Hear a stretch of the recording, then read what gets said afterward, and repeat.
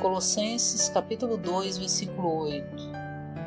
Cuidado para que ninguém vos leve cativos por meio de sua filosofia e engano vazio, segundo a tradição dos homens, segundo os rudimentos do mundo, e não segundo Cristo. Filipenses capítulo 3, versículo 8. Também considero tudo como perda por causa da sublimidade do conhecimento de Cristo Jesus, meu Senhor.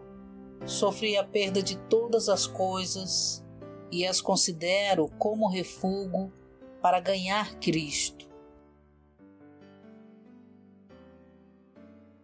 A cultura na região de Colossos incluía a religião hebraica, filosofia grega, ascetismo, misticismo e gnosticismo.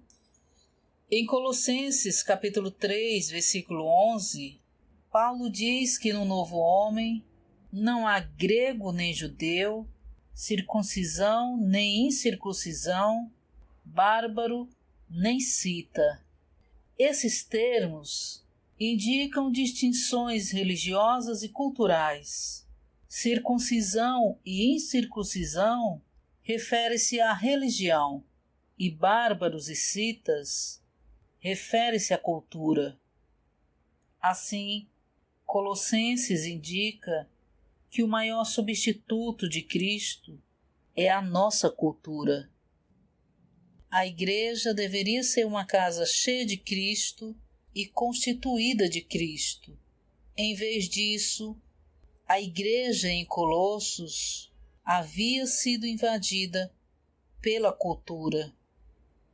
Até certo ponto, Cristo, como o único elemento na vida da igreja, estava sendo substituído por diferentes aspectos dessa cultura mista. O elemento constituinte da igreja deveria ser Cristo e somente Ele, pois a igreja é o seu corpo. Portanto, o conteúdo da igreja não deve ser nada além do próprio Cristo, mas os elementos bons da cultura, principalmente a filosofia e a religião, haviam invadido e saturado a igreja. O ponto principal da epístola aos Colossenses é o de que, aos olhos de Deus, nada tem valor exceto Cristo. Esse fato exclui tanto as coisas boas como as más, tanto as pecaminosas como as elevadas. Em particular, ele elimina todos os aspectos bons da cultura.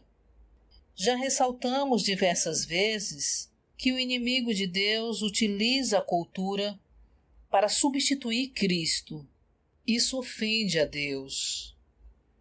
Se Satanás não consegue corromper-nos com coisas malignas, Deus sabe que ele tentará usar os aspectos bons da cultura para substituir Cristo.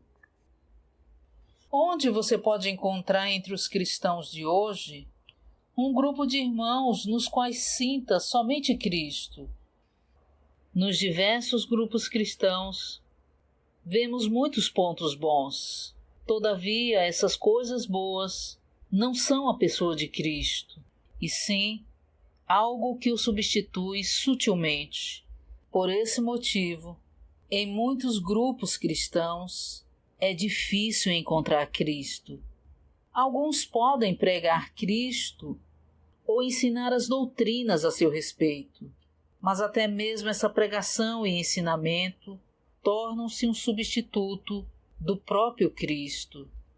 Se tivermos uma visão clara da situação entre os cristãos hoje, perceberemos que o contexto do livro de Colossenses corresponde exatamente à situação de hoje. Esse livro foi escrito para nós, e não somente para os santos em Colossos.